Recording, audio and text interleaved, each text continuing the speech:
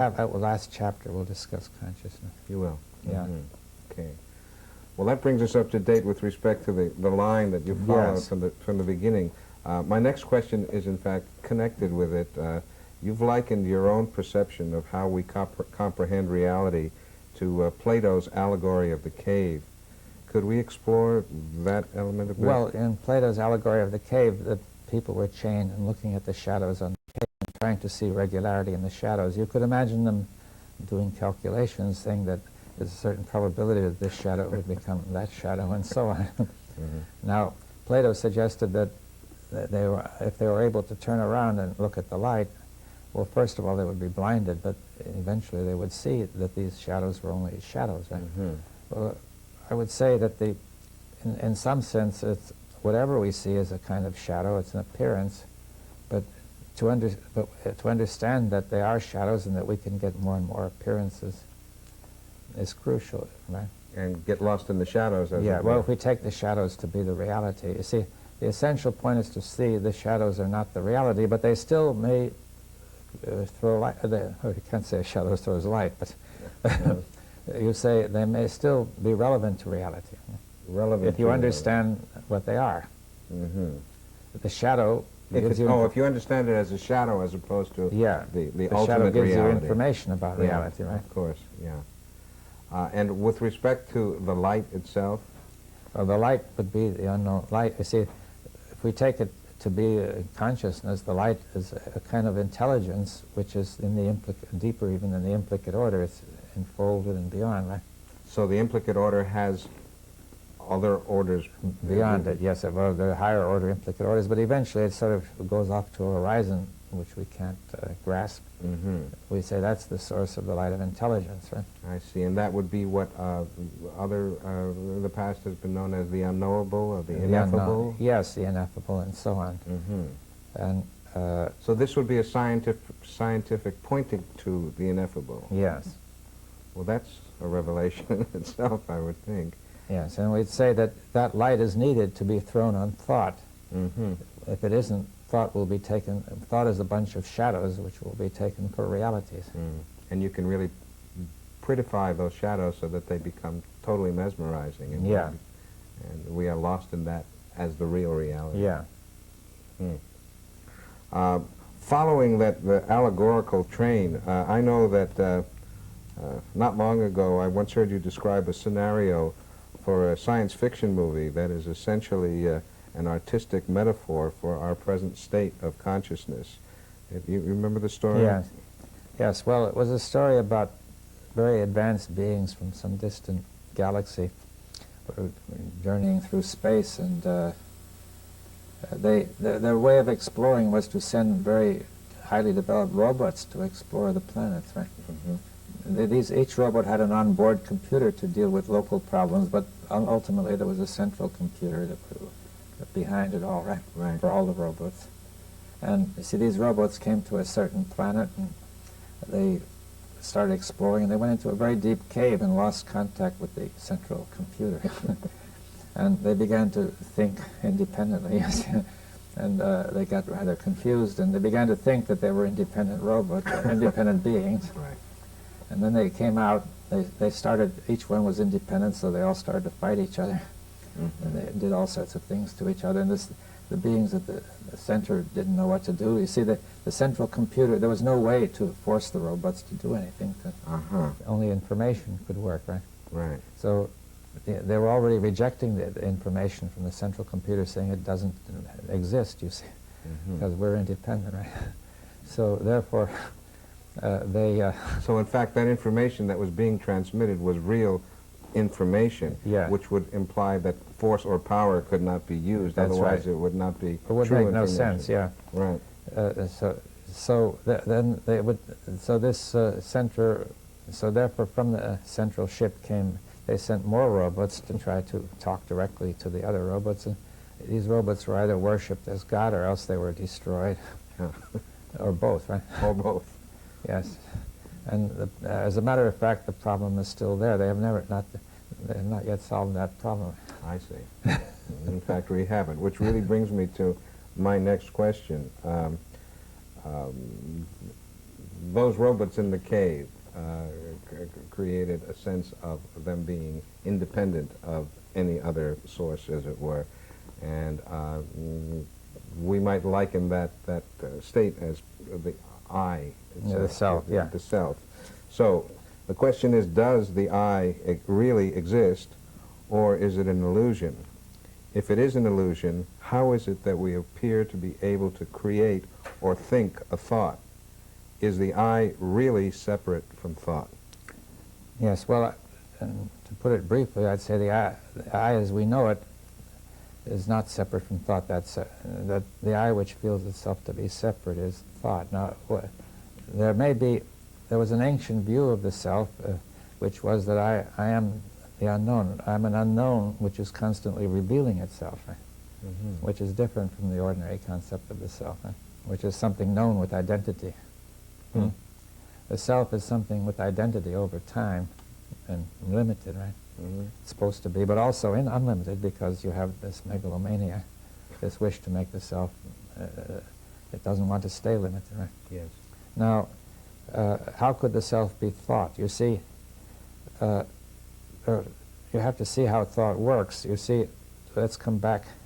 First of all, if you see a television program with the telephone bell in there and the bell rings, your thought immediately attributes it to the image, and you experience it coming from the image. There's nothing there in the image at all, right? But suppose nobody gets up to ring the bell. There's an to answer the phone. There's an incoherence, and you wonder, where is it coming from? It may be coming from the next room. Then you see it differently, right? So the point is that thought can attribute to real things, to put shape and form and figure into them and make them seem what something else, right? Like if you take the rainbow, it's nothing but rain falling and light refracting off the raindrops, right? But you see a bow. There's a figure thrown onto the raindrops. Is that clear? Yes. Everybody sees the same bow. That's proof. It should be you guys' proof. It must be there, right? Right. But it's not there. But in fact, everyone sees a different one. He sees his own rainbow. Everyone sees his own but very rainbow. similar. Yeah. That's what the chairs seem the same way, right? Of course. Yeah. So there's an appearance which is not an appearance of, that bow is not a correct appearance of reality, right? And yet there's a tacit agreement that it is. Well, people now know that it's not there, you see, but they don't. I didn't know. They used to say, chase the rainbow and find Right. the pot of gold at the end. Of course. But in fact, I don't know that it's common knowledge that what we're all looking at is different rainbows. Yeah. The But I mean, but at least they're all related to a chair. But in the case of the rainbow, they're not related. They're only related to the drops of rain, you see, not to a bow. Now this is crucial, because if you can throw onto the drops of rain a bow, you could throw on any shape onto the drops of rain, and everybody might agree that that's it, right? Now consciousness is full of all sorts of events going on, feelings, little things going on here and there. And the thought throws onto it a shape called me. You see, at a center, you may feel it to be in the solar plexus or the chest or the head. Can we stop again? You're saying thought projects that? Yes, as it's projected the rainbow. If you, right? So thought creates the me rather than me creating. Yes, but then if you don't see that happening, you will treat that as real and give it apparent reality. If you will take action, the whole being will take actions on that basis, which seem to be coming from the center. As the telephone sound seems to be coming from the from the television image, when it couldn't possibly be doing so. But it has to be gaining some kind of strength if it's capable of, in fact, thinking about a specific. Well, the strength comes from your whole being. You see, there's thoughts. And remember, the nature of thought is conditioned reflex. Oh, right. One thought leads to another, Right. to another. You don't have to do anything. Yeah, it's doing it for you. Thank you. Yeah.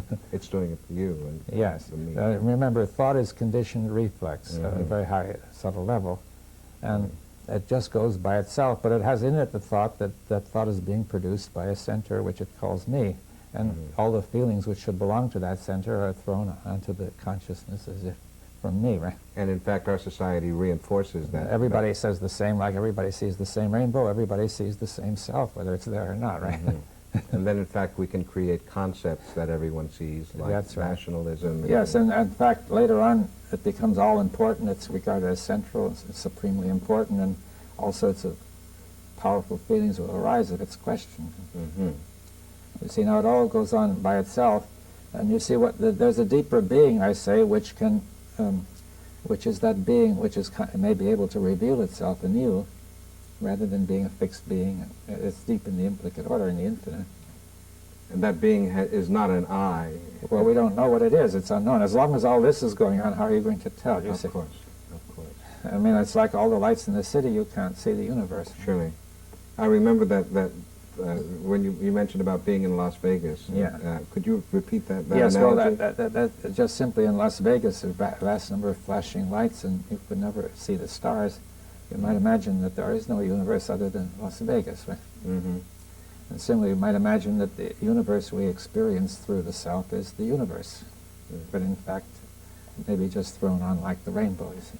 And in fact, within the socio-cultural patterns that we've established, there is that razzle-dazzle happening all the time. Yes, isn't there? noise, lights, whatnot.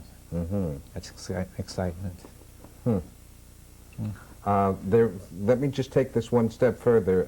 I'll go back to the book, The Causality and Chance in Modern Physics, because there you did mention, to my knowledge, for the first time, necessity and contingency. Yes. How do necessity and contingency work together to perpetuate what appears to be self-deception? This is a crucial point, that, you see, the word necessary means it cannot be otherwise, right? Mm-hmm. And contingency is the opposite, what can be otherwise. Mm-hmm. Now, the Latin root of necessary is necessi, meaning don't yield. Mm-hmm. So when you think something is necessary, you also get a feeling of an attitude, not yielding, right? Mm-hmm. It's what cannot be turned aside, you see. Now, it's very important in our thought to make order of priorities of necessity, so that A turns aside for B and B turns aside for C, and so on. That happens mechanically? Well, either intelligently or mechanically. Some things are more important than others. I say this is necessary, but that is more important, so I do that, right? Mm-hmm. But that can go wrong. We can give extreme necessity to trivialities, right? Mm-hmm. All the time. Yeah. So now the point to remember is necessity is not just an intellectual concept. It is a feeling. It is an urge, a drive. The will is determined by what you think is necessary. Mm-hmm. The more necessary you think it is, the stronger the will and the stronger the desire. Mm-hmm. So the whole movement is, the idea that thought is only thought is wrong. You see, all these conditioned reflexes go on together. Mm. Now necessity may be perceived. I'm not saying it's only a reflex. Of course. It can be perceived afresh, but it goes on to the conditioning, becomes a set of reflexes. Right now, the reflex of necessity works without your thinking, by the feeling of the urge, the will, the drive, right? Intense will, drive, need. And again, those necessities, the values applied to the necessities can be arbitrary. That's right, but they vary. Now, there's you see, that which is absolutely necessary would be supremely valuable and take priority over everything else. You see, if you think God is there, then you might give his will absolute necessity. On the other hand, the state may take absolute necessity, or something else, your personal ambition, the desire to expand your ego, to be megalomaniac. Anything, make money, anything could take absolute necessity, or even the most trivial pursuit, right?